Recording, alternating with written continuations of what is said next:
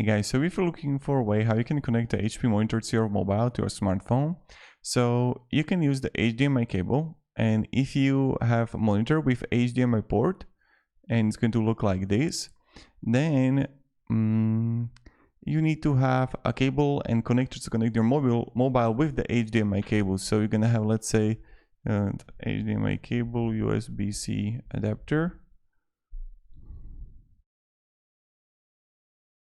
and it's going to look like this, right?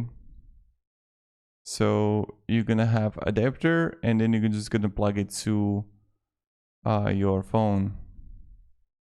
See, like on this picture, do you see that? So you got USB-C, USB HDMI connected to the monitor, and then they got the HDMI connected through this receiver, and you're just gonna order it, and then you're gonna use it. It's like that. It's super simple.